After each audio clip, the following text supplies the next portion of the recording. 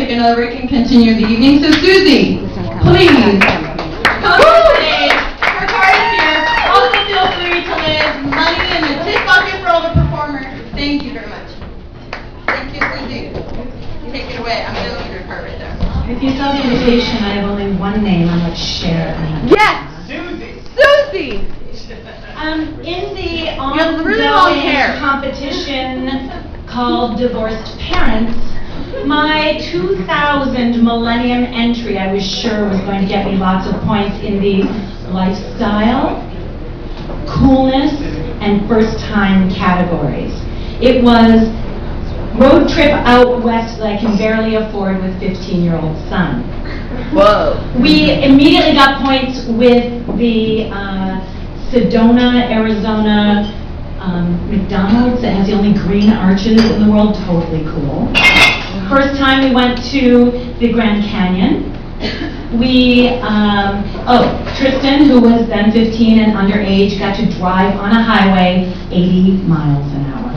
Yes. And then finally, super cool, our last stop was Vegas, where I was meeting my actor model friend for brunch, and Trystan got asked to leave the gaming floor just as I was winning $33 in a bonus nickel slot.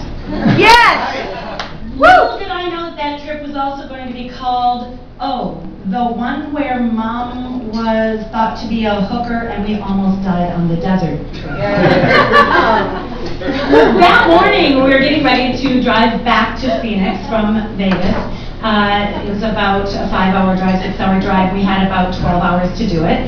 And I put on a black skirt and a gold tank top and slip-on sandals. Never did I think that this would belie my actual occupation of being a public speaking professor and sometimes rocker chick. Right. As we got in the car, I glanced at the gas gauge and I saw that it's at a quarter of a tank. I'm like going, okay, get gas before you leave Vegas. Which in the days pre-GPS, we got turned around and backwards. Next thing you know, we've done 35 miles more at the Hoover Dam. Doing the obligatory educational trip to the Hoover Dam, if you've done it, is really, really boring, but we did it anyway. And Trystan was very, very straight and very, very concerned and nervous about things like time and getting places, said, I think we should start going back. Because it was later in the afternoon and we still only had about 9 hours to do 5 hours of driving. So we started going, and he fell asleep almost immediately, but he missed the sign that I saw and ignored that said in very big red letters, last gas in Nevada. About 30 miles later, I got another big red flash. My dashboard saying, fill up now, you're about to run out on the side of the road where there's only desert like Iceland, or on your way to Burning Man, or Afghanistan, and there's some people, get gas now. Trystan's asleep, knowing that he will only panic, I did what all of you would have done, which was grip the steering wheel harder, lean forward, and start going over all of the questions, like, how much gas does that really mean I have? How many gallons does this rental car get? If I go faster, will I get there before it gets dark? If I go slower, will I spend less gas? Turn the air conditioner off, turn it on, turn it off, turn it on. Turn the windows down, no, aerodynamics, air conditioner off, air conditioner on, air conditioner. Meanwhile, Trystan, with all of this going on in the car, probably after being in Sedona with the vortexes, he sensed something wasn't quite on the up and said, what's going on? And I said, nothing, because I'm the parent and I'm in control and this story cannot go back to his dad. I said, nothing, we're just a little bit low on gas. At which point he starts panicking with all the questions like, what if we miss our flight, we can't afford it, we're going to be killed on the side of the road, and all of those other sorts of things. So if you live in South Central Pennsylvania, I think they teach you between math and English. I'm going, I'm being cool and collected, but not really. And then we see a sign. It's okay, we're going to see how far. And it says 50 miles to Kingman. We've come 40, we're going to Kingman. We don't have 50 miles of gas, needless to say. Another very, very, very, very long 10 miles and an oasis comes towards us. It is a rundown shack of a diner. It's got mobile homes and like 1950s style travel trailers and 2 cars out front. There's a broken sign in front, like maybe, I don't know what hit it. Something hit it, but it was half broken, but we could see that it said Rosie's Diner. And I pulled in, Tristan's like, what are you doing? I said, I'm going to go in, someone's going to help us. He goes, no, you can't leave the car. Why are they going to help us? They don't even know us. You can't leave me, don't leave me in the car. Tristan, just stay here. I'll be back in a minute. I hear the doors lock. He can't turn the air conditioning because none of them gas.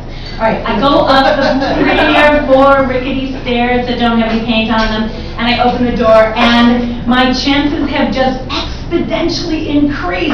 There are 2 tables filled with customers, an elderly black couple and an elderly white couple. There's a woman behind the counter, who I decided to call Nancy, I never found out her name. And somebody, I think, was in the back with a fry pot or something like that. And I said, and this is the truth, I said, hey, you know that woman they told you about that was going to leave Vegas without getting gas? I'm here! They said nothing.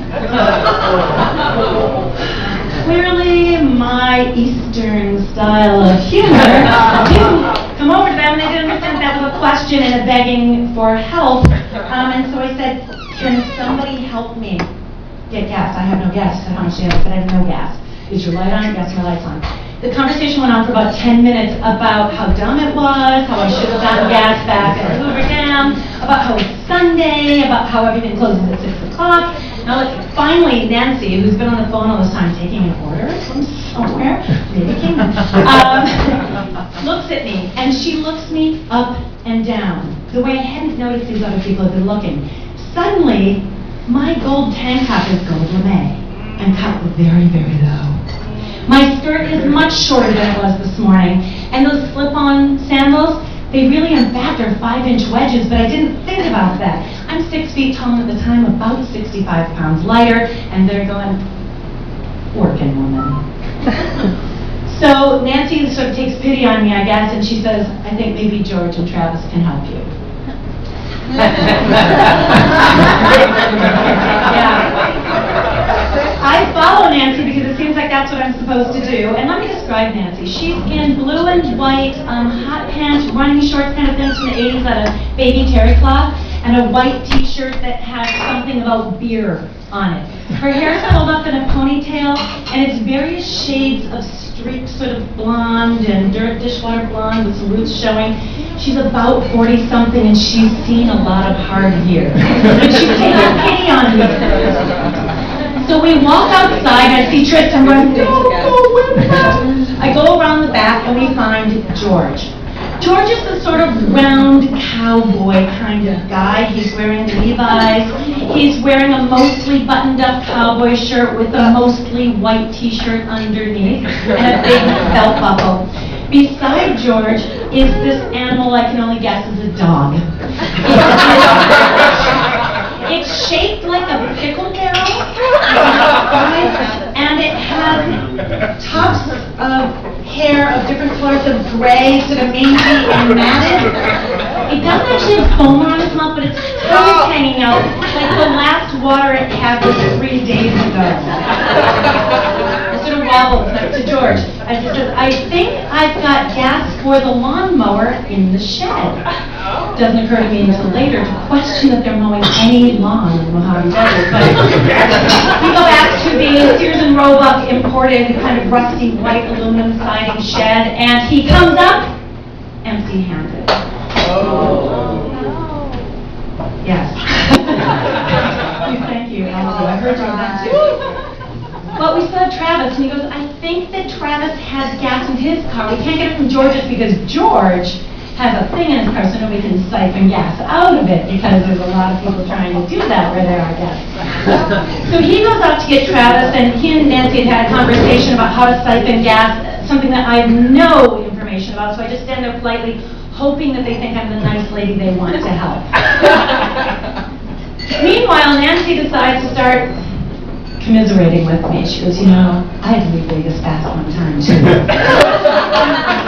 My man was beating me, and I said I'm not going to go back. I got this far. Whoa! Sedona, I think. I got this far and I said, why go any further? I've had me a lot of men since then, but none of them I'm going to marry because I don't want them to take all of my money. Thinking, how much money are they making at work? But I said, oh, actually, so you're running away from somebody. I said, actually, and it just occurs to me, my son's in the car, but the windows rolled up, thinking I'd been killed. And I said, actually, I'm a professor, I'm a speech professor, and I'm from Boston, and I'm just doing this trip with my son who's in the car. And she looks at me up and down again, sort of like, sure you are. So up comes George with Travis and the animal, and Travis is 100% cowboy. He's got cowboy boots, the Levi's again, a cowboy shirt with the pearl buttons, and a 20-gallon black cowboy hat to fit his 5-gallon head. And I notice he's packing heat in his holster.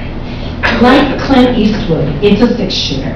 And I look at it, and with my wide eyes he answers, nearest law is 45 miles away. You gotta do what you gotta do. So, Nancy takes this piece of garden hose, again the gardening, and she puts it into the tank, and she hands it sort of towards me like I should do the honors.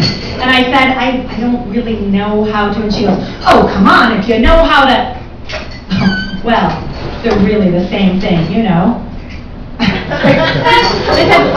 Suddenly it occurred to me, this is the perfect life experience for Trystan to have. We're siphoning gas. We haven't been killed. We've been saved. He's going to see this life skill. And so I said, let me just go get Trystan so we can go and do it. And while I'm back at the car, on the front, convincing him unsuccessfully to get out of the car, they come around with the can of gas with about 2.5 gallons in it, and they unceremoniously put it in my tank. I give them $15, you guys, it's $1.50 a gallon in 2000, okay? I give them $15 and I say goodbye after snapping the picture because it's not digital then, I have one picture off my camera. And I leave. We get to Kingman and we fill up, there's nothing exciting there, we get to the airport and we fly away. Last month, Trystan returned from his deployment to Afghanistan, where he was an MP in the Army. And as a team leader, he was responsible for equipment and vehicles worth over $1 million. In his daily job during his 1 year away, he checked the gas many times. He also had to get out of that vehicle on occasion and talk to strangers. Sometimes those strangers were packing heat. Because the closest law was more than 45 miles away. I don't know about you guys, but even though he was wearing khaki and boots, and I had on gold lame and heels, I think that my example of cool in the face of danger is what made him successful. And that I win in the greatest parent life lesson category.